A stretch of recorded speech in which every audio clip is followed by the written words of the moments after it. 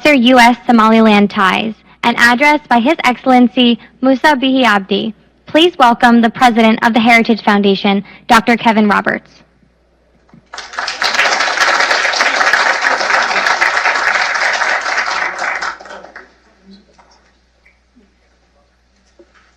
Good morning. Those of you tuning in online, it may not be morning where you are. Hello. Welcome from Washington, D.C. Your Excellency, welcome.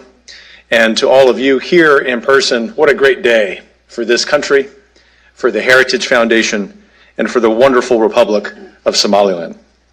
Before we begin, I would be remiss if I didn't mention the people of Ukraine, who, as we speak, are battling for freedom, and for many of them, their very lives. May we pray that that conflict ends soon, with Ukraine whole and free. Our hearts and prayers are with them. I also mention Ukraine because it's relevant to our discussion today.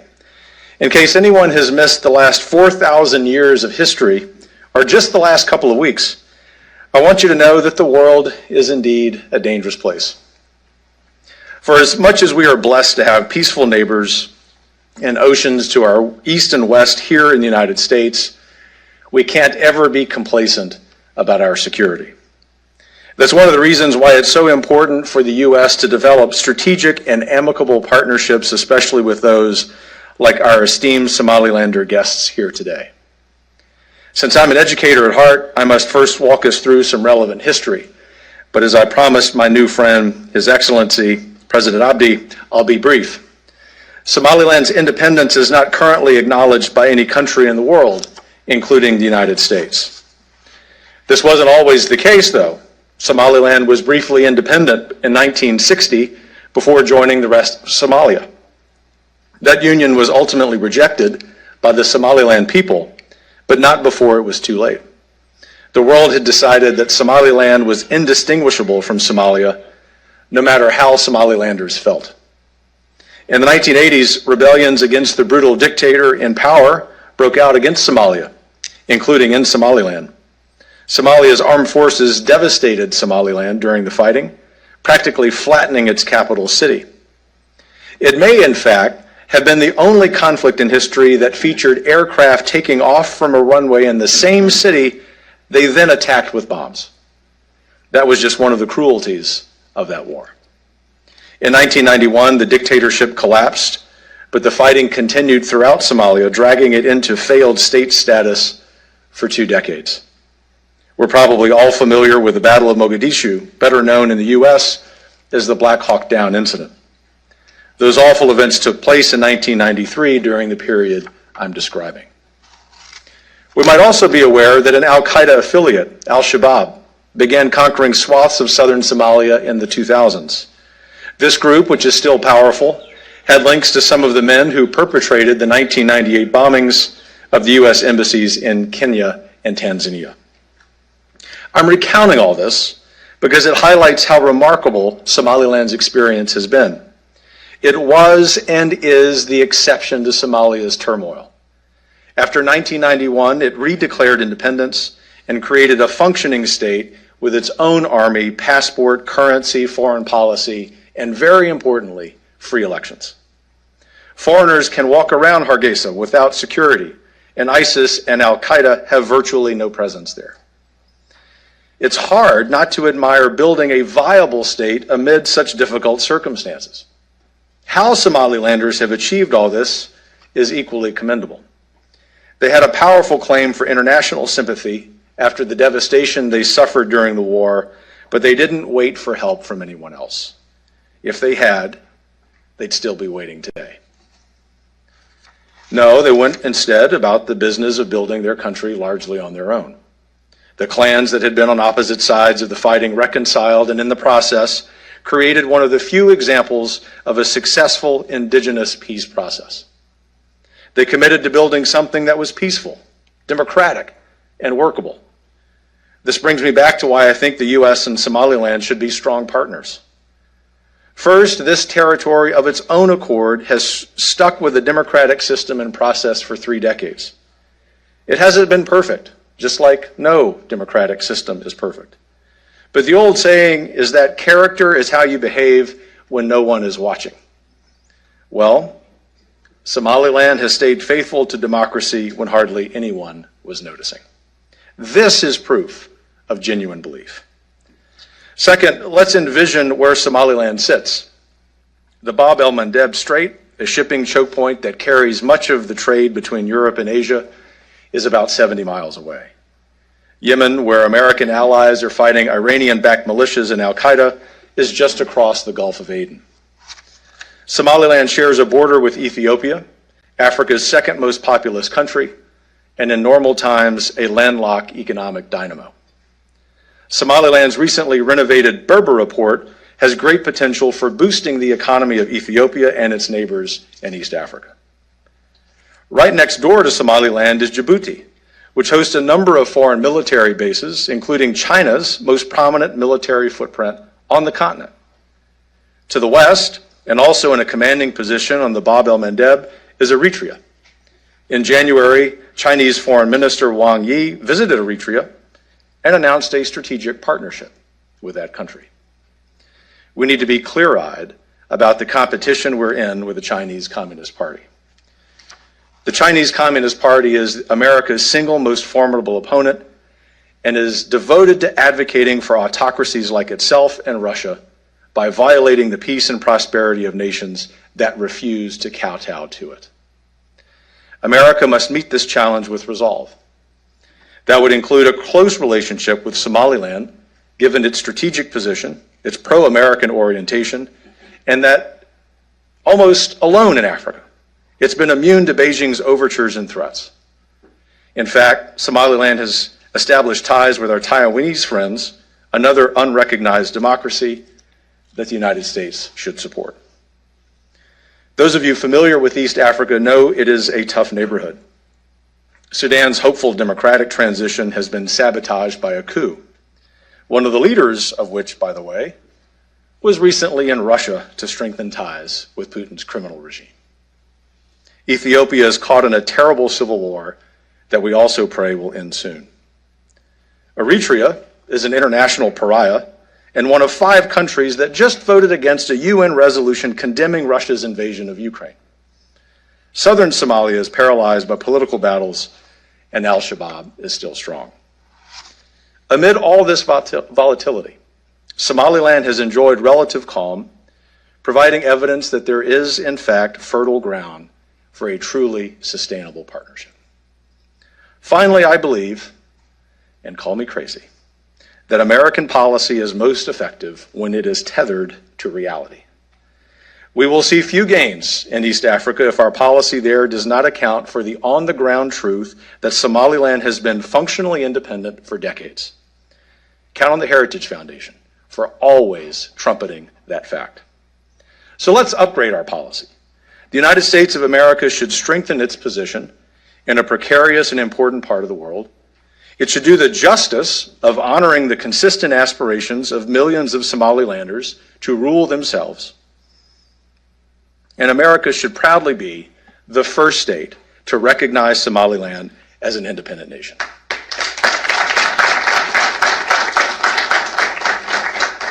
We look forward to that day. In the meantime, it is my honor to introduce His Excellency, the President of Somaliland, Musa Biixi Abdi. Sir.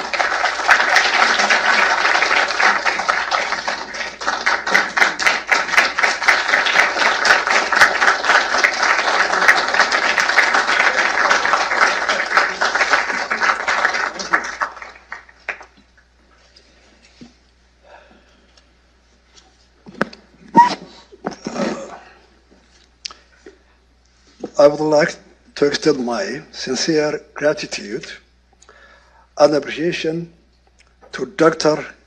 Kevin Robert, President of the Heritage Foundation, for inviting me to give the address today. The Heritage Foundation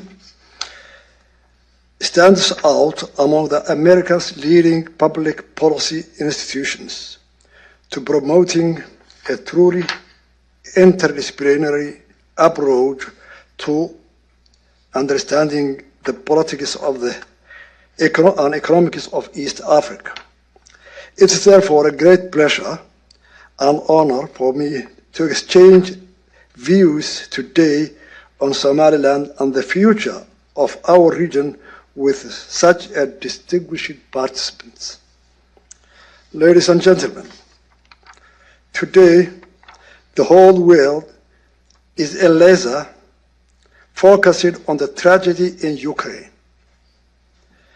The shelling, the bombardment, the destruction, the death, the mass suffering, and the largest refugee crisis in Europe since the World War II. Today, the suffering of the people of Ukraine is unfolding in front of our eyes with the help of the 24/7 news cycle and the social media. For us, as Somalilanders, the tragedy is reminiscent of the genocide committed against our people 33 years ago. A tragedy I myself witnessed firsthand, on which over 50,000 of our people were massacred in the hands of Somalia government at that time. And millions of our people became either refugees or were internally displaced. We feel the pain and the anguish that the people of Ukraine feel today because we went through the same experience. Only in our case, the genocide committed against our people was hidden from the world, as at that time there were no 24/7 days news cycle and the social media. However, the better memory of what we went through is forever be memorialized in the minds and will never be forgotten by our people. Ladies and gentlemen, I come here before yesterday to tell and to talk about my country's progress, challenges, and the role our country plays in the security, stability, and economic development in our region and beyond.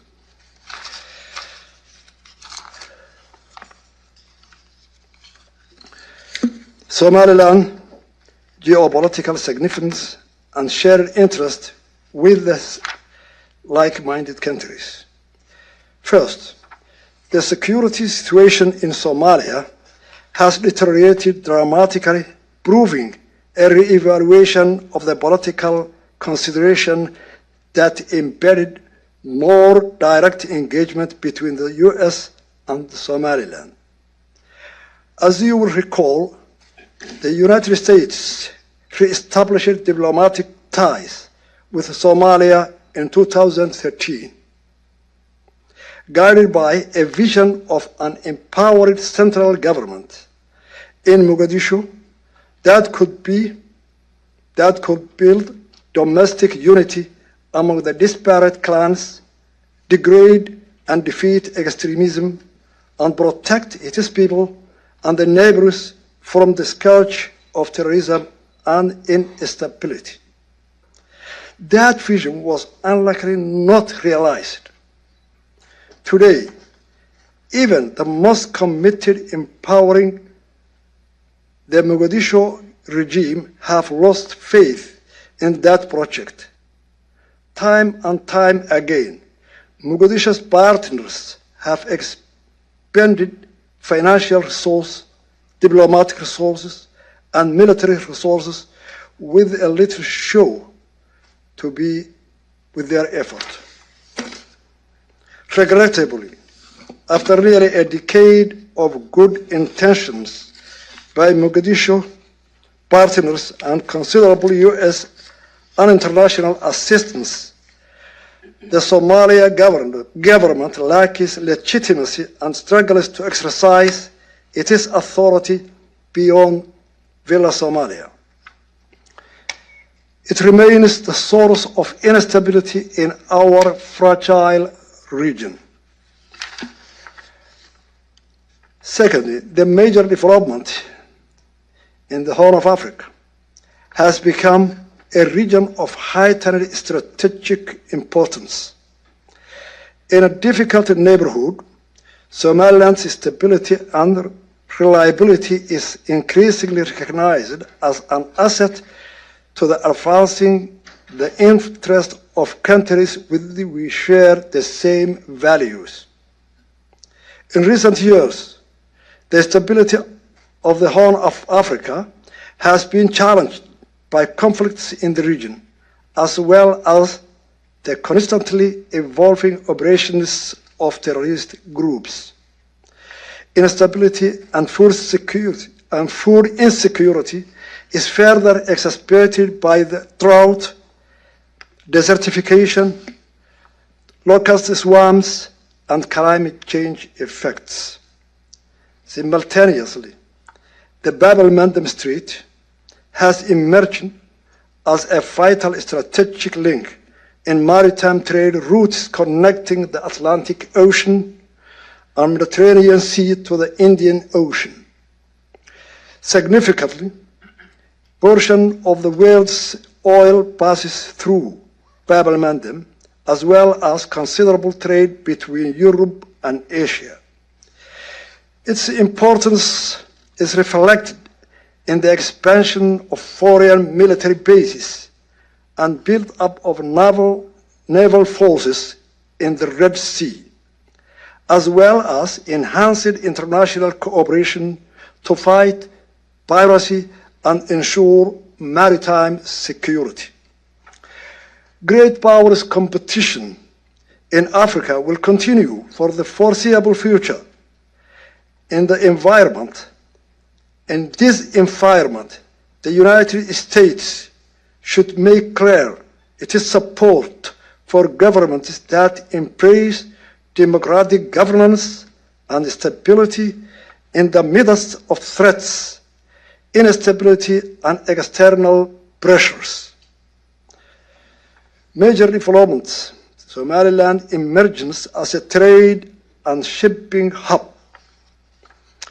The modernization of Berbera Port, the opening of a new international airport, and construction of commercial corridors to inland neighbors and connecting the Horn of Africa to global trade routes, serving as an linchpin for renewed economic development in East Africa. Last June, our government and DP World of the Emirates inaugurated a new container terminal at Berbera Airport, marking the completion of the first phase of a significant port expansion project. This was followed in October with DP World and Britain's Development Finance Agency announcing plans to jointly invest a significant amount of money in logistics infrastructure in Africa, sharing with further modernization of Berbera Port. These investments, combined with the ongoing challenges in neighboring countries, make Somaliland the most stable and reliable conduit between much of East Africa and the world's major shipping lines. Taken together, these three developments, the challenges the international community confronts in the Horn of Africa is increasingly strategic importance, and Berbera's potential to create a new economic engine for the region means that Somaliland is poised to become a key player in global security and economy. Somaliland and Somalia, or Somaliland dialogue and Somalia. The Somaliland-Somalia dialogue started with the London Conference of 20 3 February in 2012.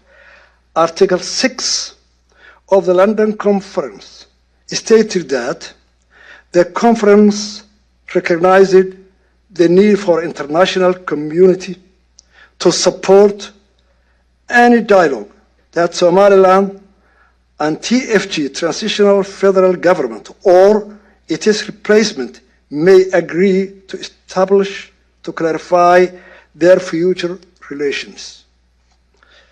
The key point here is to clarify the future relations between the two countries.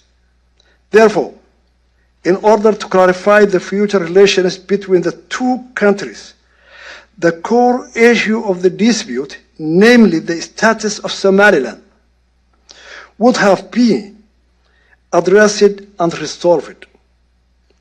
Despite 9 rounds of talks between 2012 and 2022, the expected outcome of the talks resolving the one issue of the dispute, the status of Somaliland, never materialized, as there were no political breakthrough. The limited agreements made on the peripheral political breakthrough, the limited agreements made on the peripheral technical issues were never implemented, as Somalia reneglected on all the agreements. During these 10 years, Somalia has demonstrated a complete lack of interest in meaningful dialogue. In fact, Somalia has used the dialogue to pursue policies aimed at weakening Somaliland's independence and its stability to develop, including weaponizing international aid and economic development. Given that there has been no progress over the last 10 years since the dialogue between Somaliland and Somalia started, Somaliland believes that the dialogue had failed to achieve its objective. The reasons for failure lies entirely with Somalia. Efforts is to undermine the dialogue process as demonstrated by its harmful actions. Willful disregard to the agreements we have agreed. Given that dialogue is not an option for Somalia, as demonstrated by its conduct, bad faith, and continuous sabotage of the dialogue. Somaliland believes that it's unfair to Somaliland to be beholden to dialogue process that has failed to achieve its objectives and has no hope of succeeding. It is that difficult to imagine that what has not been achieved in 10 years can be achieved in 1 or 2 years. Somaliland believes that there is no future in the continuation of that dialogue with Somalia and is prepared to pursue all available avenues for its international recognition. Given above, Somaliland believes that the international community has a moral obligation to support Somaliland's pursuit of international recognition. The merits and promise of closer U.S.-Somaliland collaboration. In fact, this chapter has already begun. From regional security to democracy promotion to economic development, the objectives and values sought by the United States align entirely with Somaliland's vision. Recent months have seen an increase in engagement and collaboration, including productive visits by Somaliland Foreign Affairs to Washington, and the recent visit to Hargeisa by a delegation of senior U.S. congressional staff, a historic first for Somaliland. I am very heartened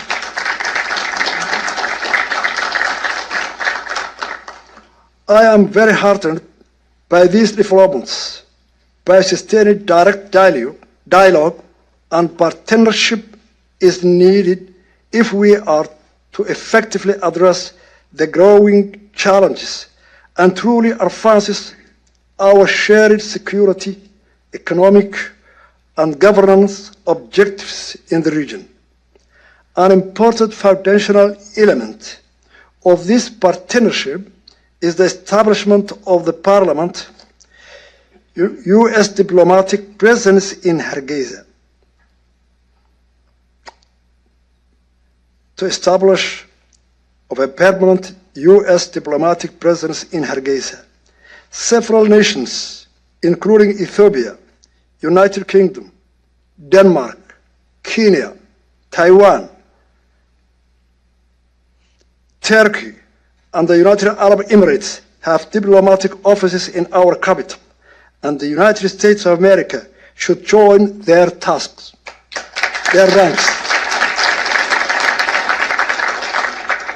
With this presence and regular visits by senior U.S. officials,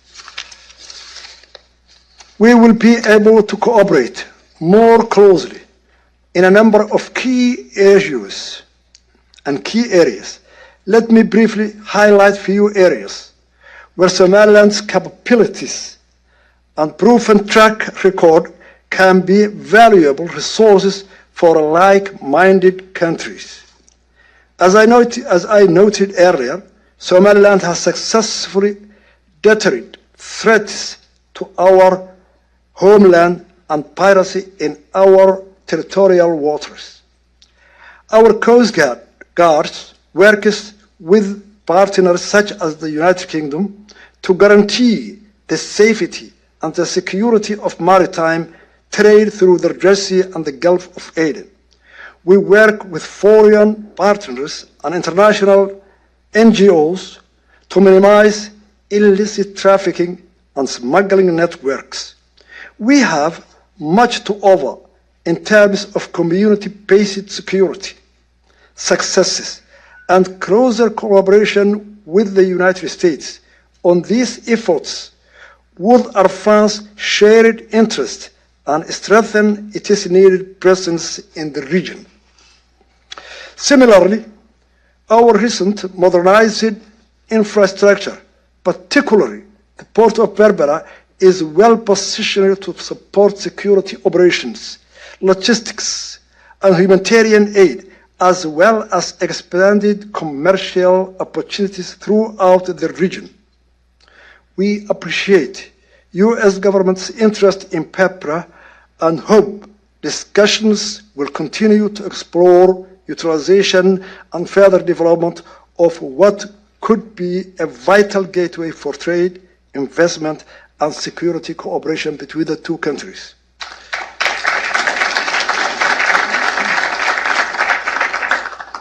On governance issue, Somaliland's democratic government is the only, I will say again, it's the only one of its kind in the region.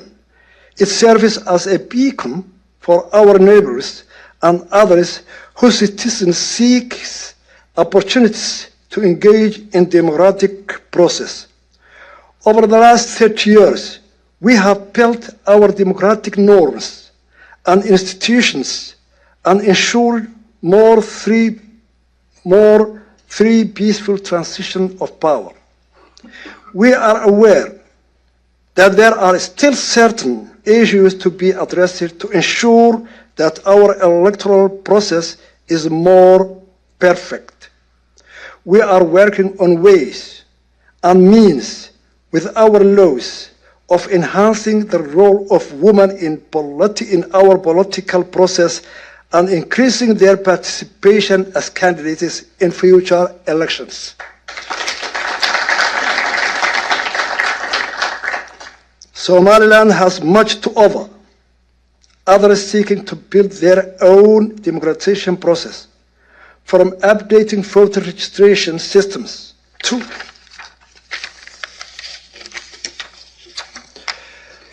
ensuring the objectivity of national election authorities and from managing polling stations to facilitating the work of independent election monitors. We have 20 years of practical experience to share. We would welcome greater partnership with the United States government and civil society organizations to advance democratic norms in our region and elsewhere, and to further improve our democratic institutions. In a troubled region that has experienced significant setbacks for democratic governance and continues to face serious threats from terrorist and other violent extremist groups, the successes of Somaliland are not small achievements. Our friends in the United States understand this, and we are grateful for their continued engagement and support. Yet, this is just the beginning. We can and must work more closely together if we hope to compete with and overtake these who seek further instability and dependency on our region. There are so many practical and important steps we can take, and with each one, Somaliland will demonstrate to our partners and the world that our ultimate goal of international recognition should be granted. As an equal with other nations, Somaliland will be able to contribute even more effectively to a sustainable and prosperous future to the Horn of Africa, building in our own experience in foregoing an oasis of stability and long troubled region. The road ahead may be long, but I'm sure and confident that even that Somaliland will be able to count on us, that will be able to count on US support as we pursue shared objectives and journey toward our long deferred destination is a free, sovereign, and democratic Somaliland country. Thank you very much for your attention.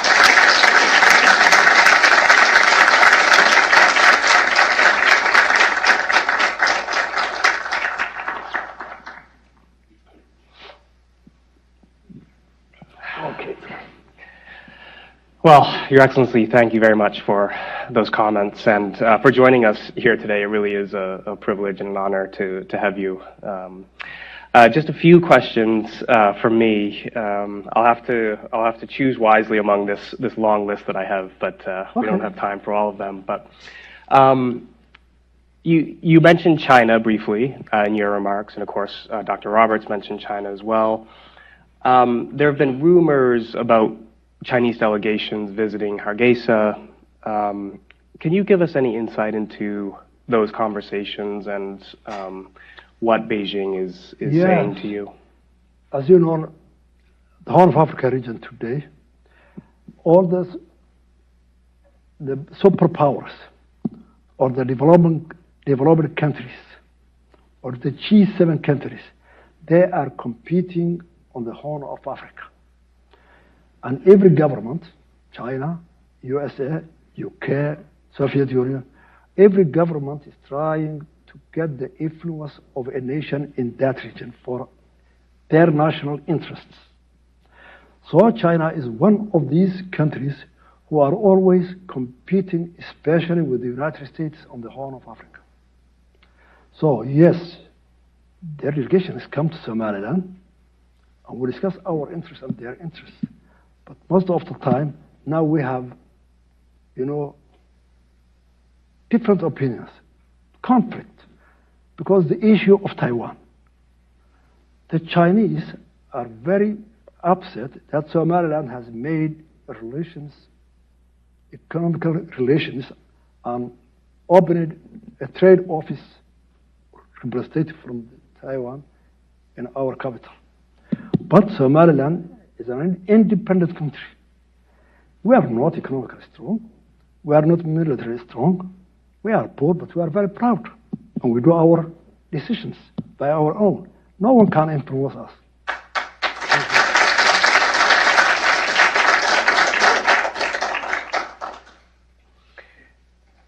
Thank you for that. You mentioned how proud Somaliland is and Yes. independent, and that's clear if you study Somaliland's history at all. One of the things that strikes me, and one of the reasons I believe that the United States should recognize Somaliland, is that I don't see any future where Somaliland willingly rejoins or joins southern Somalia.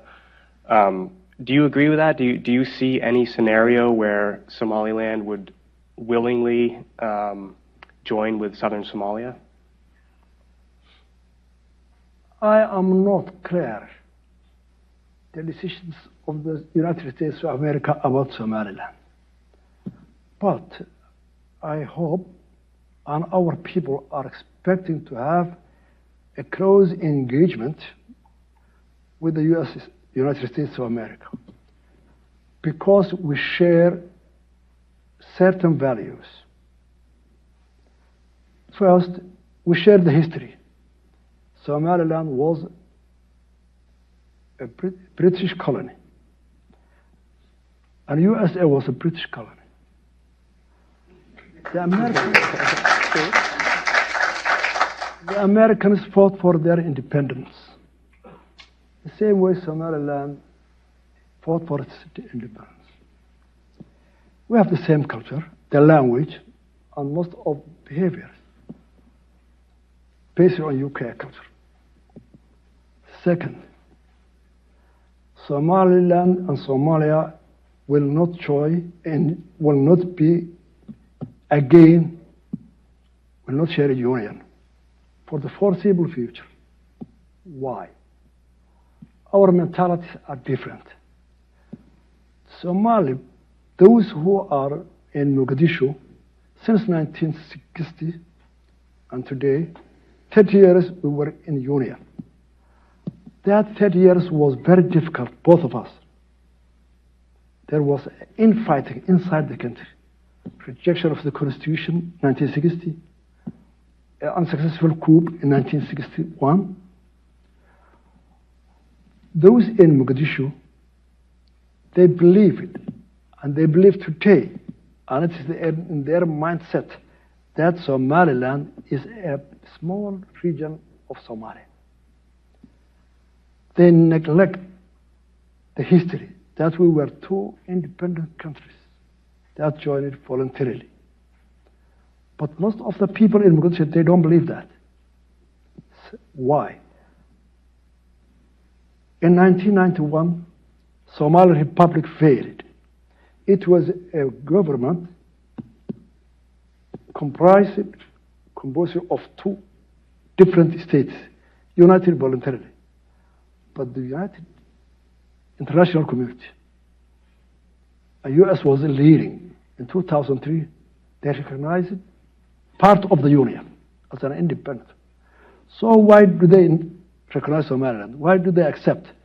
Because most of the international community, the European countries, EU, and the Americans, who are the leaders of democracy in this globe, are supporting Mogadishu, which is basing the whole Shabab, terrorist, and failed leaders to their people, to protect their people.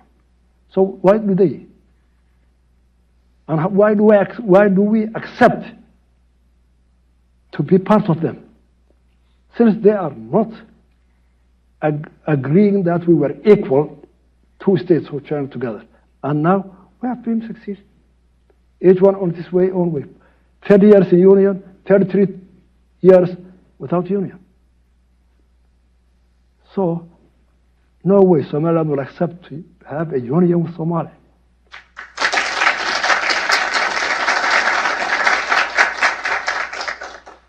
I thought you might say that. Then why are you asking me? I thought the people should hear what your answer would be, and you gave it very well indeed.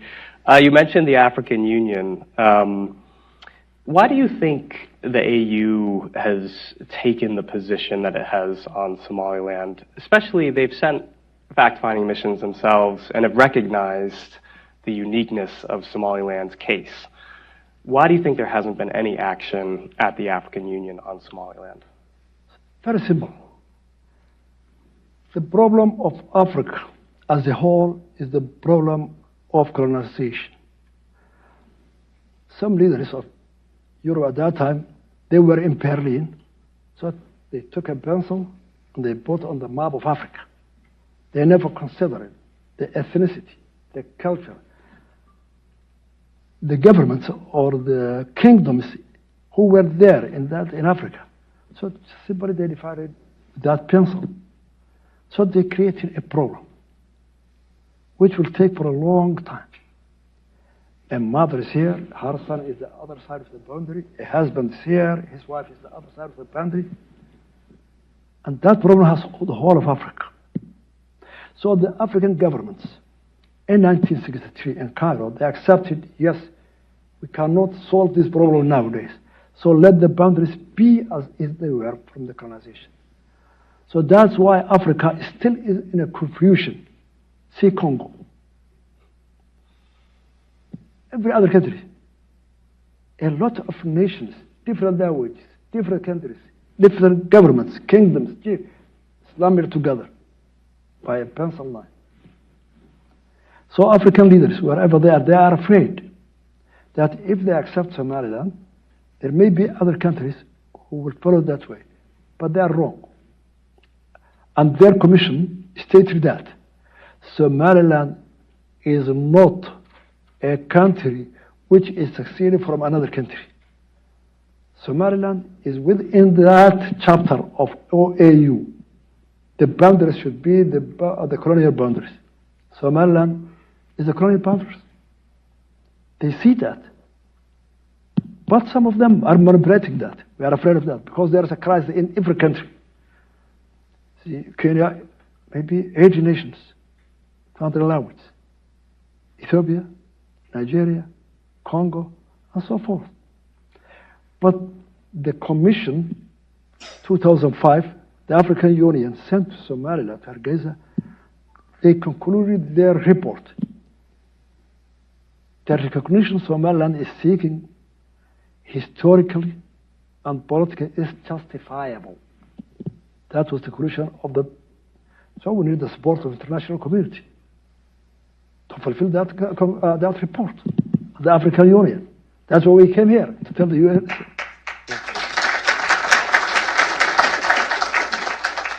Yeah, I'm not sure the AU listens to the United States much, but perhaps we can put in a word.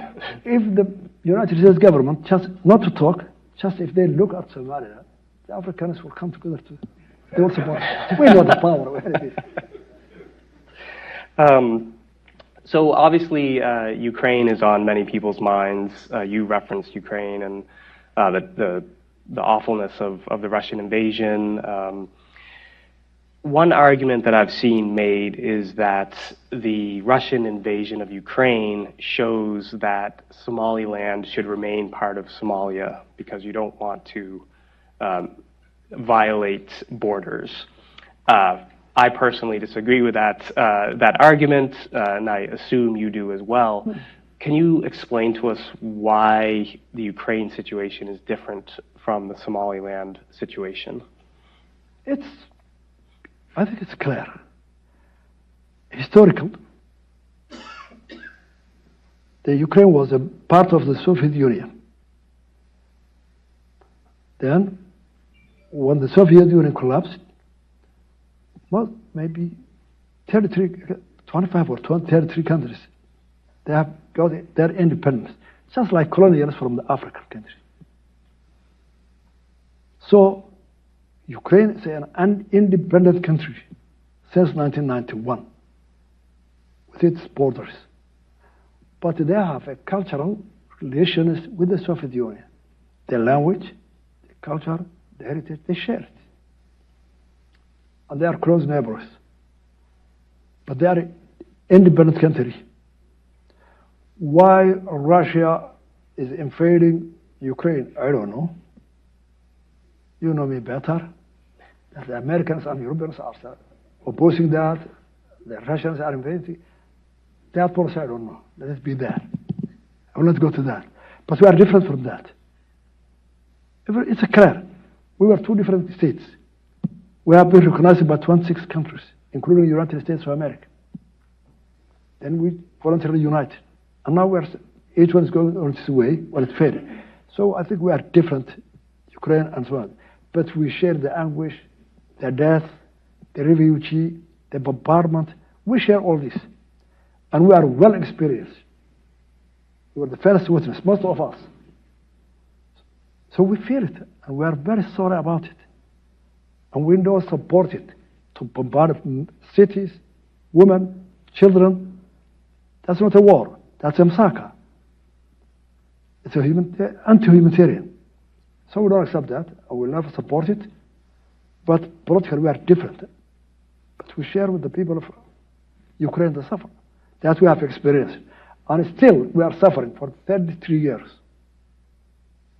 We share that agony together. But politically, we are different. I hope you know it well.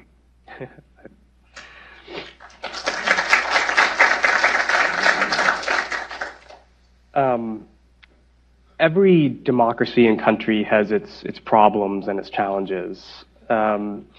What would you identify as the most pressing challenge or problem that Somaliland has today with both its democracy, but also more generally? The challenge we have, the democracy, is first, Somaliland has no industry. Our resources are very meager. So, a poor people to fulfill democracy is very difficult. When the person has no water to drink, no food, no shelter, most of youth are employed. Over 70% of our people are unemployed. And for the last 30 years, we have made 8 elections, 3 presidential elections, transfer of power of the president peacefully, just imitating the rich countries like UK, United States, who established it 300, 400 years ago. Just we imitated them. But we have a difficulty. And no progress in our economy. No progress in our recognition. No progress of the countries who are persuading us that democracy is the only viable government that can bring progress to the people. And still, no touchable results from our elections. So you can guess the challenge. Why a guy, a boy or a girl, started to vote when she was 18? 3 consecutive presidential elections, 15 years. Now she's 33, or he's 33, married with his children, unemployed, have no good school for his children, has no health care. Why does he support democracy? Guess that. Just because the United Kingdom, the Americans, the progressive people have tried it. Let's go that path. It's a challenge to us. They need to support those who share our values. So to understand and to get product from the elections and democracy.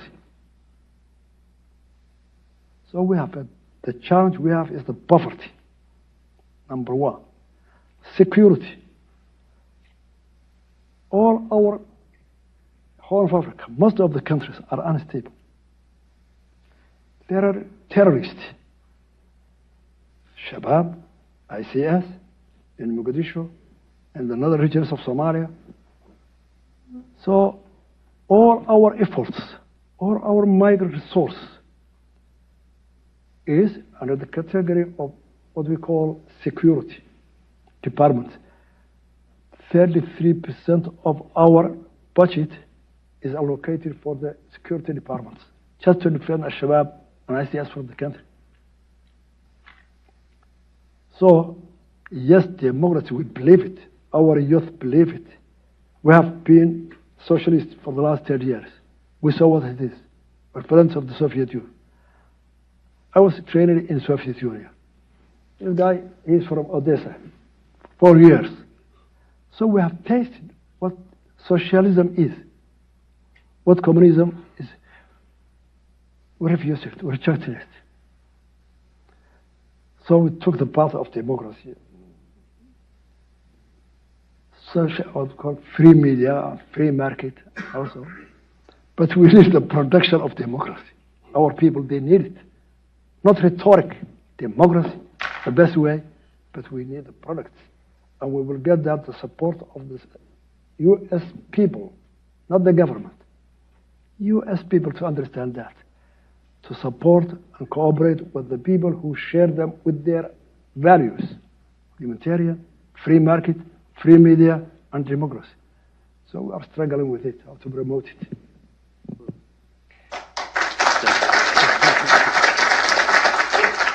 Well, you certainly know your audience, singing the praises of democracy and criticizing socialism. It is a factual. The final question, we're already running out of time here, unfortunately, but what are you most proud of? Somaliland has a lot to be proud of. We've already discussed a number of those things. If you had to choose one element of Somaliland's experience, what would you say this makes me most proud? I am proud of the Somaliland people, how they are resilient. They are the only one, maybe in Africa or in East Africa, that their government have collapsed. And no one can imagine when the government collapses. All of a sudden, think you are in Washington, there's no police station, there is no bank, there is no electricity, there is no jail to put the criminals. How do you think that? We started from there. Even without water in our cities. Our people, they came back from the camps, refugee camps from Ethiopia. Thousands and thousands of them.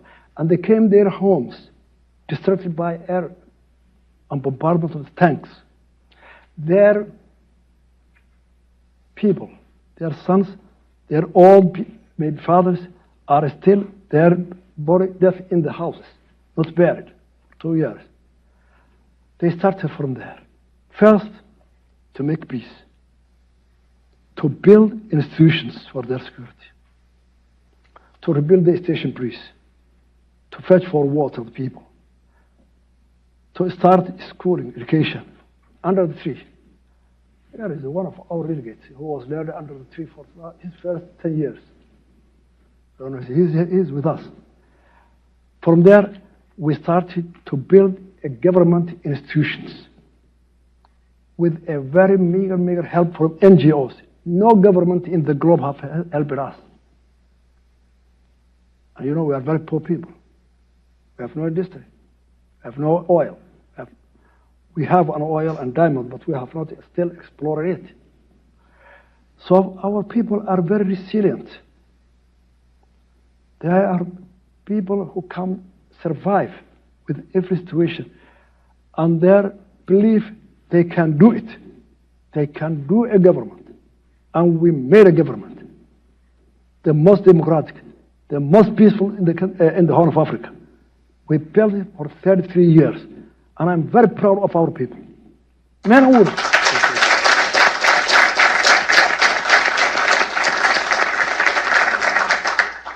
Well, yeah, you should be proud. It's one of the things that I so admire about Somaliland is what they've created from extraordinarily difficult circumstances. We're out of time, unfortunately, but Your Excellency, we're so grateful that you came here to talk with us. We look forward, hopefully, to hosting you again in the future. Please think of us as friends, and we'll certainly be doing what we can to make American policy a little more rational and a little more beneficial for both our countries with regards to Somaliland. So thank you again. Thank you.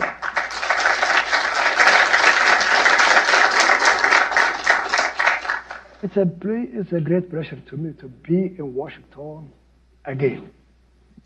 I lived there. I think you were not born at that time.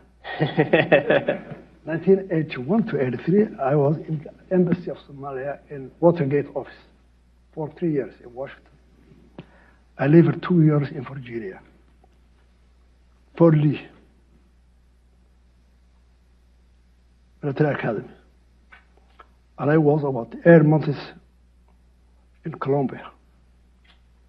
Dayton was brought Air Base to be trained as a procurement officer who will deal with. I was one of the first delegation of Somali military officers to enter the Pentagon, 1983. The first delegation.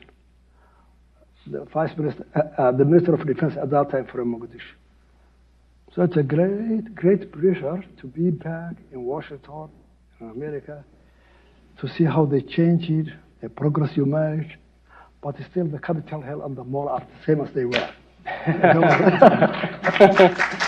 Well, thank you again, Your Excellency. Yeah. It's no time for me to be there, 1 week to go. I have no time to go around to my school in Fort Lee or higher Dayton, or to my house in Duke Street. My good friend, the restaurant, who helped me at that time. I have no time to go around there. But it's a great pleasure to be back here again. Thank you very much. Thank you.